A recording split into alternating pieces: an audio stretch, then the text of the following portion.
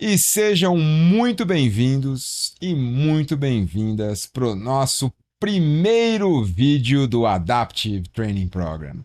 É uma honra enorme estar com vocês aqui, poder começar essa série, poder começar esse curso, né? Agora o ano começou de verdade. Dizem que é depois do carnaval, embora tenha sido um ano ainda meio complicado em relação a carnaval, em relação à viagem, mas de fato agora começou, porque todo ano a gente tem um curso muito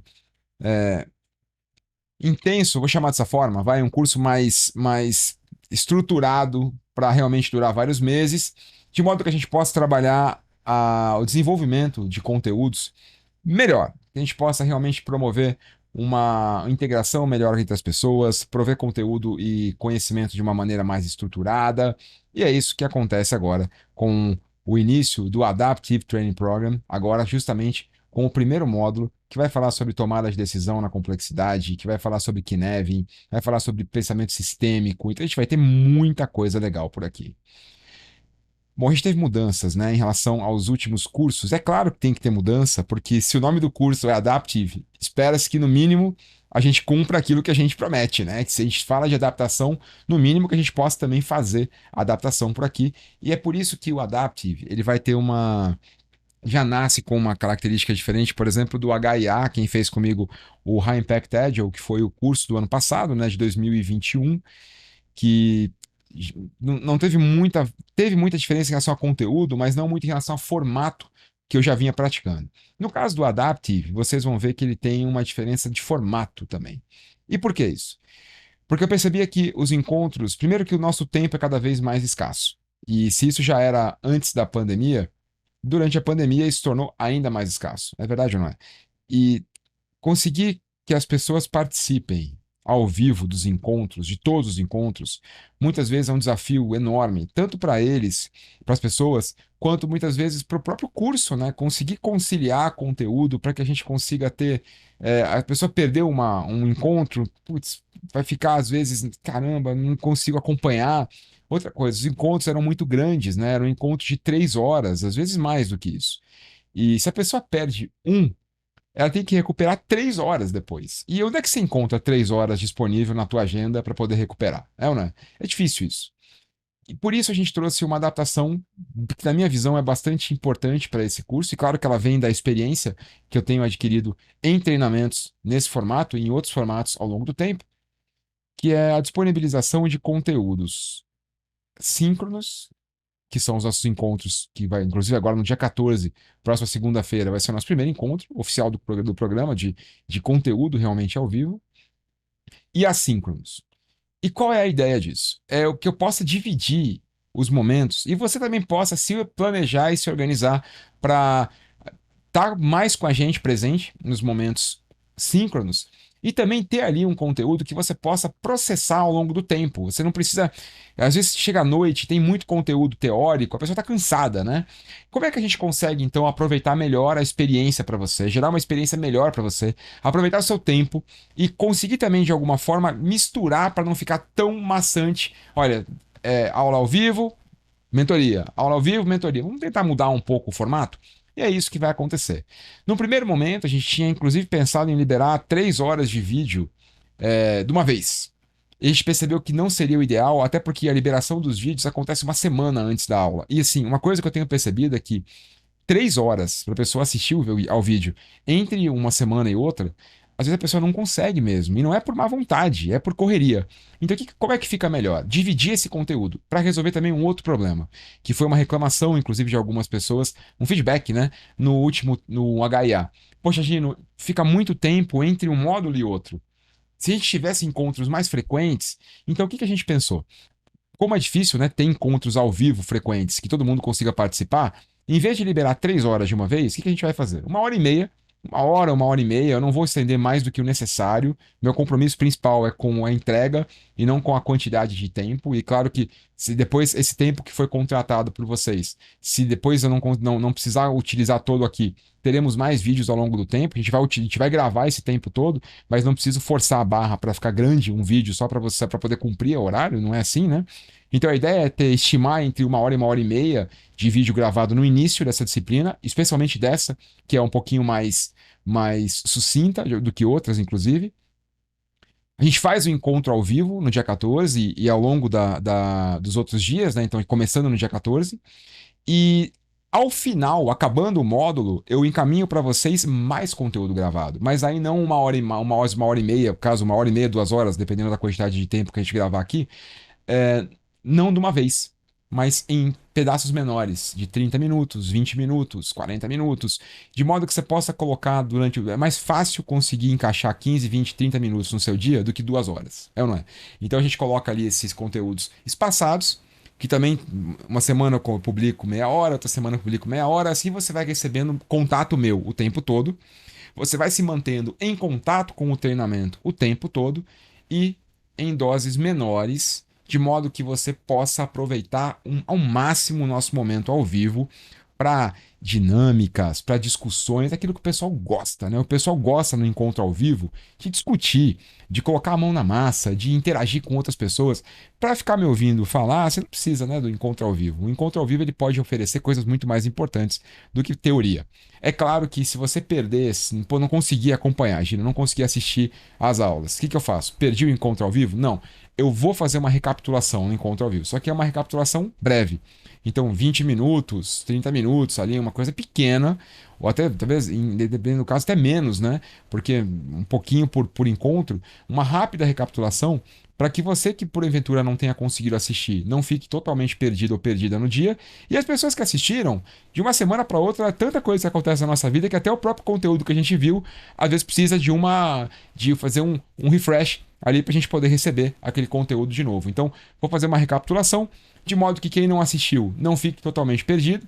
Claro que é importantíssimo que você assista. Eu chego a dizer que é pré-requisito. Só que, pô, não deu para ver. Perdi a aula? Não perdeu. Vai lá que você vai conseguir se encontrar. Claro que o teu aproveitamento não será o mesmo da pessoa que assistiu ao vídeo, à aula gravada, né? Mas não vai perder a aula. Eu vou conseguir vou tentar conseguir incluir o máximo possível das pessoas o tempo todo. A minha ideia é tentar preservar a quantidade de pessoas ao longo do curso com qualidade, né? Que você possa assistir ao Adaptive sem ter que fazer grandes sacrifícios no teu dia a dia, na tua vida. Beleza? Então começamos com uma breve introdução de como vai ser. E claro que agora a gente vai para o nosso módulo, que é sobre pensamento complexo, sobre sistemas, sobre decisões, sobre Cynefin. Muitos de vocês já conhecem o Cynefin, mas lembra daquela frase do Heráclito de Éfeso: nenhuma pessoa toma banho 2 vezes no mesmo rio, porque na segunda vez o rio já não é mais o mesmo e a pessoa também não. Eu que dou aula de Cynefin há tanto tempo, cada vez que eu dou uma aula de Cynefin é uma aula totalmente nova. E eu imagino que você, que está vendo pela primeira vez hoje, vai ter um conteúdo certamente novo, um conteúdo inédito para você. E quem está assistindo pela segunda, terceira, quarta vez, terá também a oportunidade de ter acesso a um conteúdo que não vai encontrar a mesma pessoa e provavelmente não vai produzir o mesmo resultado. Vamos nessa? Então a gente vai começar aqui falando de pensamento complexo, e mas não da teoria, não da parte acadêmica do pensamento complexo, que, claro, você pode encontrar disponível uma série de literaturas e de referências. Por exemplo, Edgar Morin certamente é a maior referência quando o assunto é pensamento complexo, mas a gente tem outras referências, como o Instituto Santa Fé, que recentemente eu vi um artigo publicado pelo Dave Snowden, que é o grande autor desse modelo que a gente vai falar hoje, e depois eu posso compartilhar esse artigo bem interessante sobre pensamento complexo. Tem uma série de autores falando sobre isso hoje. A complexidade, de longe, é um dos grandes temas, né? Quando veio o VUCA, uma das letras do acrônimo é complexo, então é um assunto que está ali na pauta das grandes organizações, dos gestores e gestoras ali já há algum tempo. E o grande ponto ali é por que esse assunto é importante no contexto do Adaptive. O Adaptive ele vai falar sobre adaptação, sobre as organizações que hoje precisam enfrentar problemas diferentes dos problemas que elas enfrentavam antes. Não que esses problemas não existissem. Existiam, claro que existiam. O ponto é que eles são agora cada vez mais frequentes, cada vez mais comuns, cada vez mais presentes no nosso dia a dia. Do que eu estou falando? Eu gosto de trazer essa leitura do iceberg. Imagina que aqui eu tenho um iceberg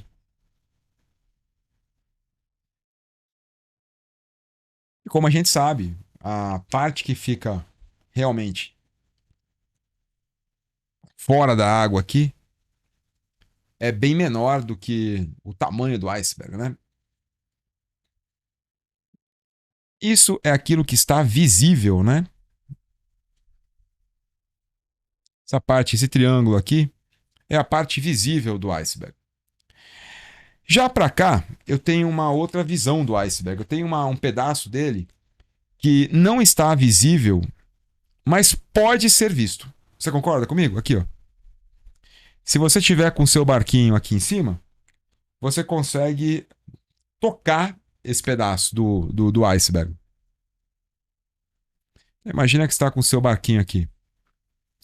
Você consegue tocar esse pedaço aqui do iceberg, né? Você consegue ver esse pedaço do iceberg. Se você tiver, o observador tiver aqui em cima do barquinho, daqui essa pessoa consegue ver até um determinado ponto do iceberg, que é o que eu costumo chamar de um pedaço que é conhecível, que talvez vá até aqui, não sei ao certo,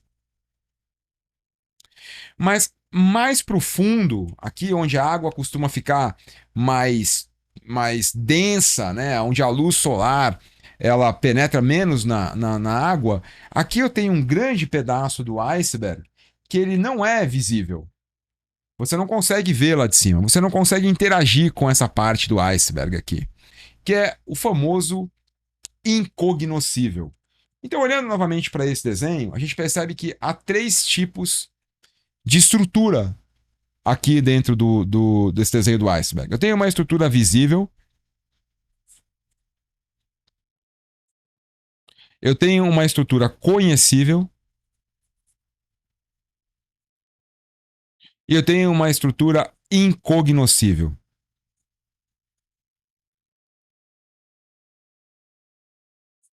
Essa estrutura visível, ela é conhecida, né? Ela está para fora. Você consegue de qualquer lugar onde a sua vista alcançar o iceberg, você consegue ver essa. Ela está disponível para qualquer pessoa. Qualquer pessoa que estiver num raio de contato visual com esse fenômeno aqui, que é o iceberg, consegue ter acesso a essa estrutura, consegue ver.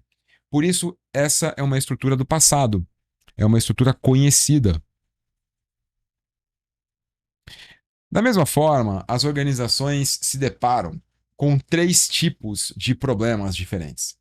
Elas se deparam com problemas conhecidos, elas se deparam com problemas conhecíveis e elas se deparam com problemas incognoscíveis. Problemas conhecidos são aqueles que você já resolveu no passado ou que alguma outra organização, sem ser a tua, também já tenha resolvido. São problemas de longe já visíveis, né? Você consegue de longe ter acesso ao problema, você consegue de longe pensar na solução do problema. O problema ele já está presente e a resposta para esse problema também está presente. Por isso a gente chama esses problemas de conhecidos.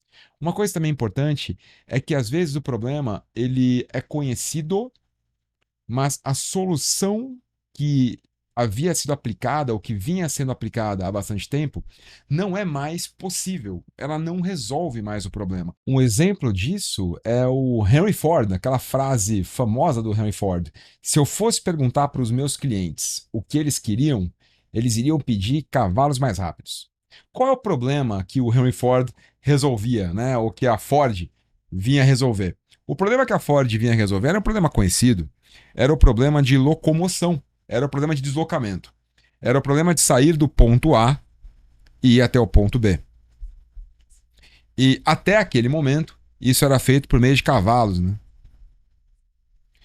E em determinado momento, a exigência das pessoas em relação a tempo, a qualidade, a conforto. Um cavalo, você não consegue colocar uma família, né? No cavalo, pelo menos espera-se que você não tente fazer um negócio desse.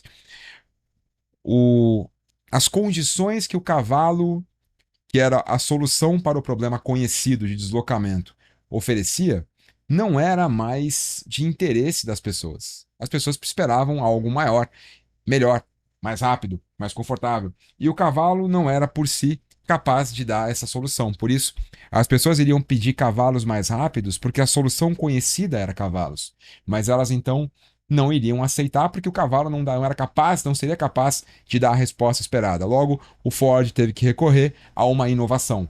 Ele fez o carro para resolver um problema conhecido que a solução já não era mais suficiente ou não atendia mais às expectativas. Então eu tenho problemas do passado que a solução continua resolvendo o problema, e eu tenho problemas do passado que agora é como se eles fossem novos problemas, porque a solução do passado já não resolve mais. Mas ambos fazem parte do que a gente chama de problemas conhecidos. Eu tenho problemas que são conhecíveis, e esses do passado, que a solução não resolve mais, eu gosto de trazê-los para cá. Porque de fato eles não são mais totalmente conhecidos, né? O problema talvez seja, mas a solução não é. Então, a melhor forma de olhar o iceberg é do ponto de vista da solução e não do problema apenas, tá? É a combinação problema-solução. Eu tenho problemas que são conhecíveis, que são aqueles que eu falei para você, que já existiam no passado e que desceram para cá porque a solução não funciona mais ou não atende às expectativas das pessoas. E eu tenho problemas novos também. Problemas que nasceram agora, que não existiam no passado, mas como o mundo que nós estamos inseridos muda, assim como o oceano também vai mudando, ele vai revelando novos problemas, né? E à medida que o mundo vai mudando, que as condições ambientais que a nossa organização vive mudam, a nossa, o nosso iceberg vai descobrindo novos problemas. E à medida que uma parte nova do iceberg ou um problema novo apareça, é provável que não haja uma solução conhecida para ele, então eu preciso criar uma solução nova. Por isso eu tenho problemas conhecíveis, que são aqueles que são novos, as soluções do passado não são mais suficientes para resolvê-los, e eu preciso criar uma solução nova, mas com um detalhe: eu posso criar uma solução nova. Eu consigo interagir com o problema. Eu consigo testar o problema. Eu consigo, de alguma forma, experimentar uma solução para ver se ela está funcionando ou não para o problema. Essa é a característica de um problema conhecível. E eu tenho outro problema que é o incognoscível, que é aquele que está bem mais para baixo da estrutura do seu iceberg. Esses problemas, eles não existem hoje, eles não existiam no passado, e eu não consigo interagir com eles. O máximo que eu consigo fazer é imaginar que eles venham a existir em algum momento. Eu até posso plantar alguns eletrodos ali, uns sensores, para tentar enxergar se o problema está se materializando ou não, mas de fato eu não consigo fazer nada com o problema hoje. Eu posso só imaginar o problema, mas eu não consigo testar, interagir, experimentar. Hoje um assunto que está muito em alta é o metaverso. E eu imagino que você possa pensar em diversos problemas que o metaverso vem a trazer. Também é interessante contextualizar ou conceituar o nome problema, porque num primeiro momento pode parecer algo negativo. No entanto, lembra quando a gente era criança que na prova vinha resolva o problema a seguir e ali tinha uma questão? Então eu gosto de pensar em problema dessa forma, como uma questão que tem que ser respondida e que pode, de fato, ser uma questão relacionada a algo negativo, ou pode ser uma oportunidade, algo que está ali à frente, uma questão relacionada a algo que eu tenha que aproveitar. Então, questão é uma situação, o problema é uma questão ou uma situação que está diferente do que nós gostaríamos ou do que poderia estar. Está diferente do que deveria ou poderia estar. Isso pode ser uma boa definição de problema, para não parecer que é só coisa negativa, né? Então eu tenho três tipos de problemas: conhecidos, conhecíveis e incognoscíveis. Legal? Se eu tenho três tipos de problemas, cada um desses tipos deve requerer, é esperado que requeira, uma solução diferente. E um tipo de solução diferente. A forma de adquirir conhecimento para resolver esses problemas deve ser diferente. Porque se aqui eu tenho um problema conhecido, a forma de adquirir conhecimento para resolver esse problema, ela vem do passado. Basta eu recorrer ao passado e eu consigo acessar esse conhecimento. Alguém já fez isso antes de mim. Alguém já trabalhou nisso antes de mim. Então, se alguém já trabalhou nisso antes de mim, basta eu recorrer ao conhecimento que está no passado e utilizar esse conhecimento para mim. No caso do conhecível, um conhecimento do presente, e no caso do incognoscível, está no futuro. Eu não consigo trabalhar com isso ainda. No conhecido, o passado me traz conhecimento de como resolver. No conhecível, eu preciso recorrer a esse conhecimento no presente, e eu tenho como fazer isso. E no incognoscível, esse conhecimento está lá no futuro. Eu só vou conseguir ter acesso a esse conhecimento, talvez daqui a algum tempo, não se sabe, não sabe o quanto, porque dependendo do problema, pode ser mais tempo ou menos tempo. Então, a grande pergunta é: de onde vem o conhecimento para que uma organização resolva um problema? Qual é a origem desse conhecimento?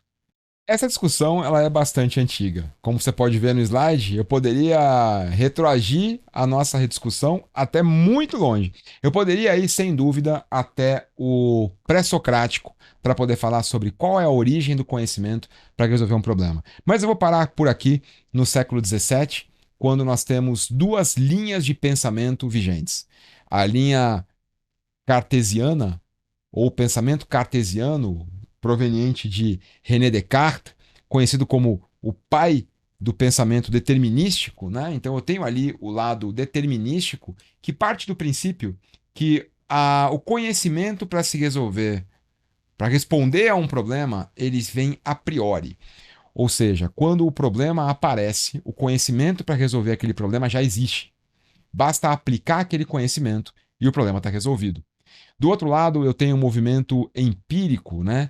A linha de pensamento empírica ou empirismo, que trabalha com uma outra visão de mundo.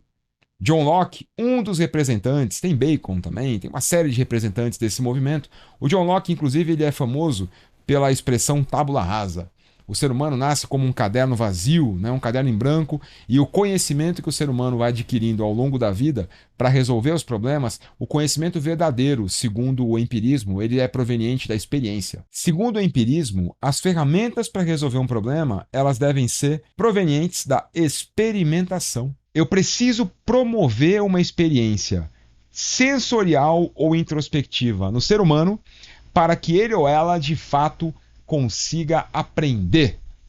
Segundo o empirismo, o aprendizado genuíno ele só é obtido por meio da experimentação. E quais são as ferramentas que, na visão determinística, racional, né? O pai do racionalismo, ou um dos grandes nomes do racionalismo, sem dúvida, René Descartes. Segundo René Descartes, qual é a forma de receber conhecimento para resolver um problema? Como eu consigo recorrer a esse conhecimento? Através da razão, dedução ou reminiscência, olhando para o passado. Então, se a gente voltar aqui para o nosso iceberg, já vai ficar mais fácil conseguir localizar onde René Descartes está, onde John Locke está, né? René Descartes certamente está aqui, ó, no conhecido, que o conhecimento para que a pessoa tomadora de decisão, ou aqui no nosso caso, esse nobre piloto, capitão, né? Capitão ou capitã dessa embarcação, está recorrendo ao conhecimento a partir da visão do passado. Já está disponível no passado essa informação sobre o iceberg. Talvez, inclusive, haja um mapa ou alguma carta náutica ali mostrando essa questão. Já aqui embaixo, o conhecimento do passado não é suficiente. Então aqui eu preciso de conhecimento novo, conhecimento proveniente do presente. É esse o conhecimento que vai me fazer, de fato, resolver esse problema, tocar esse problema, interagir com esse problema. Esse é o lugar do conhecível, esse é o lugar do presente. E aqui talvez a gente resolva, pela segunda vez, porque já foi resolvido esse problema, a questão de qual é a forma de obter conhecimento para então resolver ou responder a um problema. Kant já resolveu esse problema quando ele respondeu que tanto o pensamento do passado quanto o pensamento do presente são importantes. Que, na verdade, tanto o racionalismo quanto o empirismo estão presentes e válidos para a resolução de problema. Inclusive, ele argumentou que um está contido no outro. Mas essa é uma discussão filosófica, como a gente já percebeu, e vamos deixar ela para um outro momento. O importante é que você já teve a esse ponto a visão de que há diversos tipos de problemas e que cada tipo de problema requer uma abordagem. A abordagem que olha para o passado, a abordagem que faz uso do determinismo, reminiscência, dedução, razão, ela é poderosa quando a gente está em um contexto que requer informações existentes para responder ao problema do passado. Já o empirismo, ou a experimentação, ou a tentativa ali para poder responder aquele novo problema, Faz todo sentido quando eu consigo tocar o problema, interagir com ele e não há conhecimento no passado disponível para resolver aquilo. E, por fim, o incognoscível, nem o empirismo e nem o racionalismo me ajudarão, ou o determinismo não me ajudarão a resolver, porque não está no passado e não está no presente, está no futuro. E como eu aciono esse conhecimento? Como eu consigo resolver problemas do futuro? Se você quiser abordar esse assunto comigo, claro, fique ativo e ativa no Adaptive, porque uma das coisas que a gente vai falar é sobre serendipidade. E aí virá um conhecimento sobre essa pergunta também. Olhando para as organizações, como elas de fato respondem a isso? Como elas resolvem os problemas conhecidos e como elas resolvem os problemas conhecíveis? E aí a gente tem um ponto preocupante. Na tua experiência, você já viu alguma organização de fato se preocupar dessa forma com a natureza do problema antes de pensar em uma solução ou não? Eu, ao longo da minha trajetória, nunca vi uma organização fazer esse tipo de análise de forma intencional. O que eu mais vejo acontecer é a organização fazer uso de práticas do passado para responder aos problemas, sempre. Práticas do passado, boas práticas ou melhores práticas. E isso não exclui o ágil, porque o ágil já é uma prática do passado. Só que ele é uma prática para algumas organizações mais nova do que as outras. E há controvérsias em relação a isso, só que eu vou deixar esse assunto para um outro momento. Mas o ágil já é uma prática do passado. E toda prática, boa ou melhor, é, antes de mais nada, uma prática do passado. E como a gente viu, práticas do passado são boas quando o contexto é um contexto do passado. Então, será que nós temos que recorrer sempre a práticas do passado? Será que é sempre o ágil? Só utilizar o ágil e tudo vai se resolver? Ou eu vou precisar entender um pouco melhor sobre a natureza do problema para ver se de fato é o ágil, essa prática que vai me ajudar? Ou até mesmo que tipo de ágil nós estamos falando? Será que eu vou realmente replicar um modelo do passado para poder responder a essa dúvida, a essa questão? A gente vai falar bastante sobre isso ao longo do Adaptive. Mas uma forma que eu tenho certeza que você já viu as organizações utilizarem para resolver um problema é esta aqui. Dado um problema, a organização faz o seguinte. Então imagina que você é chamado ali para fazer um. Normalmente vem assim, né? Ó, temos que criar um projeto novo para poder entregar tal coisa. E aí você pergunta, poxa, mas qual é o problema que nós estamos querendo resolver com esse projeto? E a pessoa fala, não, é que tem que diminuir a quantidade de clientes que estão evadindo da nossa organização. Então a gente tem que fazer ali um novo produto que vai fazer com que os clientes fiquem mais tempo com a gente, que eles não adiram a outra organização, a outra solução, e diminuir o nosso churn. Caso esse termo seja novo para você, o churn é uma métrica de clientes ou receita de alguma coisa que está evadindo da sua empresa, né? Que você está perdendo. E como que a sua organização resolveria esse problema, então, de o churn rate, né? Ou a quantidade a evasão de clientes está muito grande. É muito provável que a sua organização recorresse a um modelo como esse. Chamasse algumas pessoas, colocasse essas pessoas ali em um time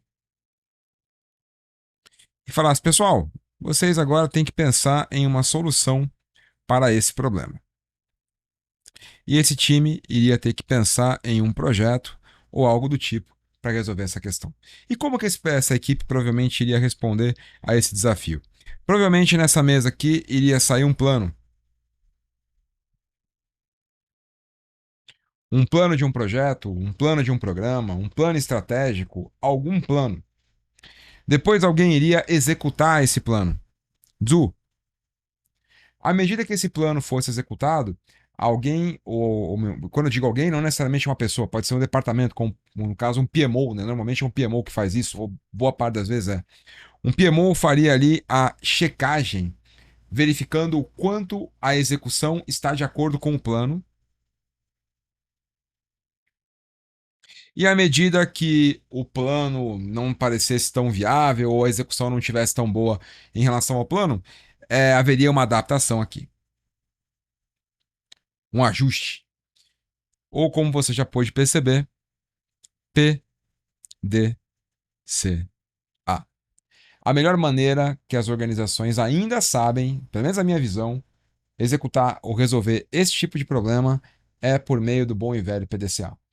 Apareceu um problema, as organizações vão fazer um plano, executar um plano, monitorar a execução e fazer ajustes. Agora, qual é o, o ponto dessa execução? É que essa forma de resolver problemas, ela é antiga, claro, a gente já faz isso há bastante tempo, e de fato ela funcionou durante muito tempo. Fazer um plano, executar o plano, monitorar a execução e, à medida que a execução se desvie muito do plano, adaptar. Agora, isso funcionou muito bem quando os problemas eram do topo do iceberg. Exemplo, imagina só que você tenha que sair do ponto A e ir para o ponto B. Eu tenho que me deslocar do ponto A para o ponto B. E os dois pontos são conhecidos. O que você faz? Bom, de acordo com a distância dos dois pontos, você vai selecionar a melhor forma de chegar lá, né? Que poderia ser uma reta. Uma linha reta, caso não haja nenhum obstáculo no meio do caminho. Então eu vou traçar uma reta. E cheguei, consegui alcançar o meu objetivo, meu plano, meu ponto B. O que eu fiz então? Eu fiz um plano, uma reta, executei o plano. À medida que eu ia traçando a reta, eu ia vendo se a reta estava indo no caminho certo, se eu tinha que mudar a angulação, se eu tinha que mudar o traçado, alguma coisa. E caso tivesse que mudar, ajustava. Por exemplo, se eu comecei a perceber que estava indo muito para cá, opa, então vamos corrigir para cá, né? Porque você já conhece o caminho, você já consegue fazer os ajustes. Por isso, uma boa forma de medir se o nosso trabalho foi bem feito ou não, está aqui, né? O quanto o seu plano desviou da sua execução. Agora, isso só é possível porque é um problema conhecido, é um problema do topo do iceberg. É um problema que está aqui, ó, está no topo do nosso iceberg. Agora, e se você estivesse falando de um problema não conhecido, mas conhecível?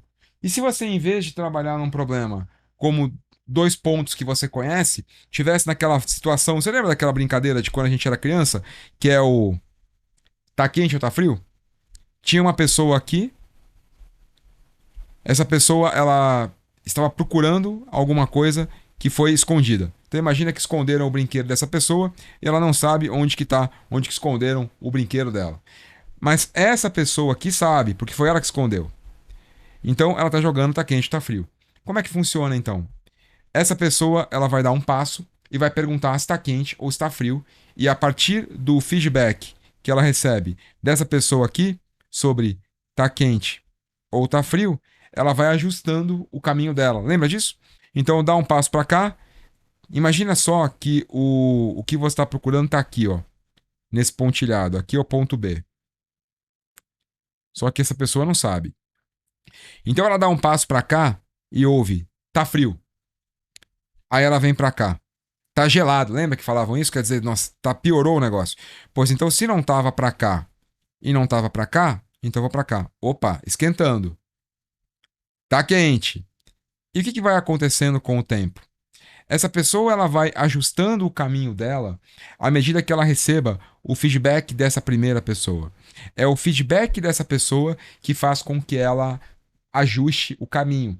Mas a grande questão é, para ela receber feedback, tem só um jeito. Ela precisa dar o primeiro passo. Se ela não der o primeiro passo, se ela ficar plantada no lugar que ela estava e esperar o feedback chegar, diferentemente do caso do PDCA, que você faz o plano já sabendo que aquele plano vai dar certo e você não precisa de feedbacks muito significativos ao longo do caminho porque o plano é conhecido, nesse caso não adianta. O plano não resolve, o plano não resolve, o plano não adianta, porque o plano ele será construído a partir da execução. Olha que interessante. Quando essa pessoa estava aqui, na primeira, não tinha dado nenhum passo, ela não tinha a menor ideia de que lado ela ia. Mas a hora que ela deu o primeiro passo para cá e ouviu que tá frio, ela já sabe que para cá não é. Quando ela dá o segundo passo para cá, ela já sabe que para cá não é. Então ela já tem mais conhecimento do que ela tinha no começo. Quando ela vem para cá, ela descobre que sim, é para cá. E à medida que ela vai caminhando, ela descobre para que lado não é e para que lado é.